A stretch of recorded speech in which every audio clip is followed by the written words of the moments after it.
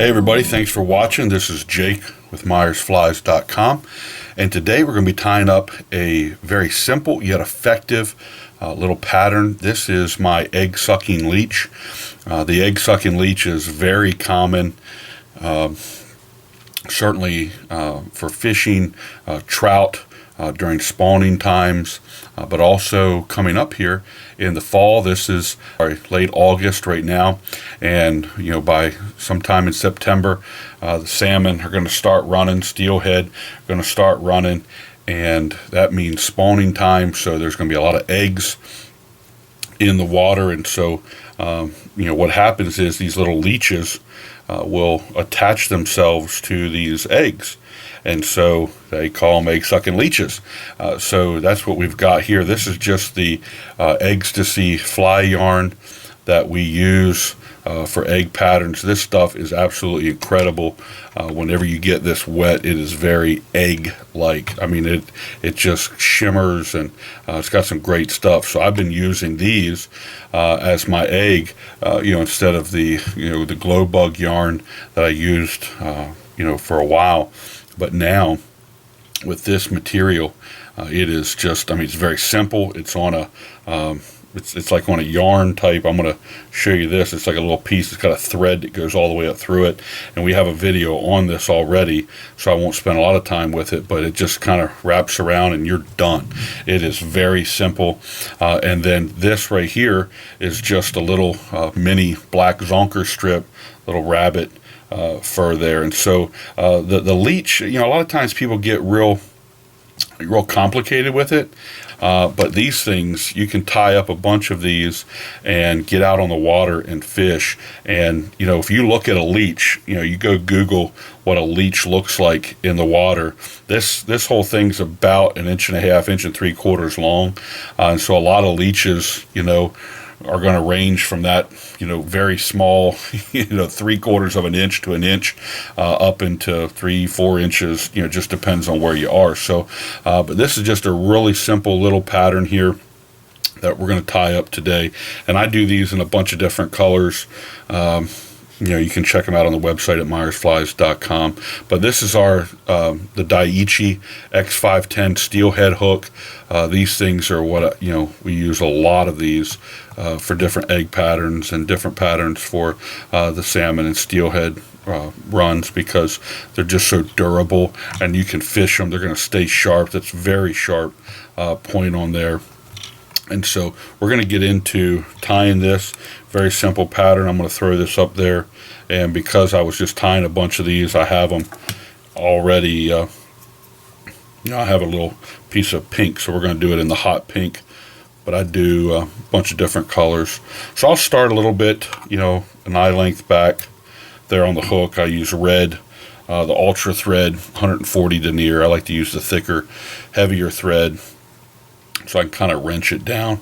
And I'll go about to the hook point there. You don't have to cover the whole back, because we're not going to use all of that. I use red thread because when we finish this, it's going to look like a little blood dot up on the top of the egg. So what I usually do is take this little strip. Now this is the leather part. Okay, this is the actual hide here, and then it kind of sticks off the back here a little bit. So what I do when I cut that is I'll just come up here to the front, and I'll just pull the hair back and just cut that right there at 1 inch. So I usually do these at 1 inch. You can do this on a streamer type hook and make it a little bit longer if you want, but these work pretty effective just the way that it is, with these shorter ones. Then you get more material out of it. So then what I'll do is just kind of put that back where I started my thread there. I like to keep the zonker strip back and just wrap that down, and I go almost back to the hook point there. Then what I do is lift up the back of this and come around to the underside, and I'm pulling this, tension on here, wrap it around, then I do it again, and then wrap it around. And this is going to really lock this.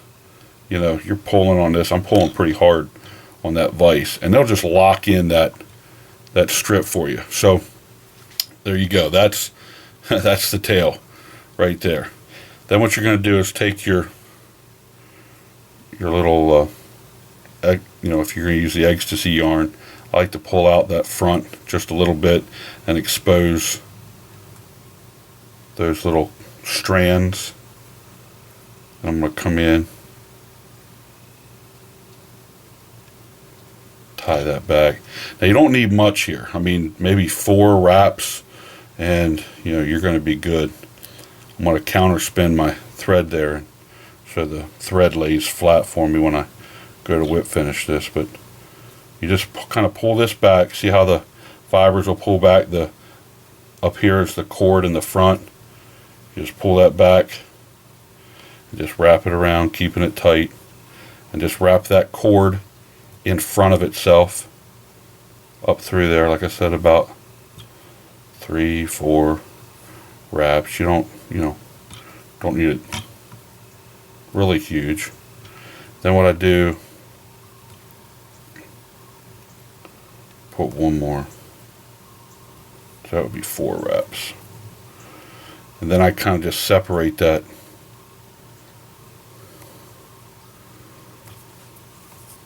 fiber material. Kind of gives me a good tie-in point.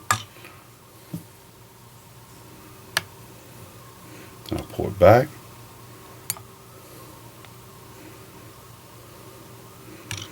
That's it, guys. That is, I'll just kind of pull this up, snip that off, and it's ready for a whip finish.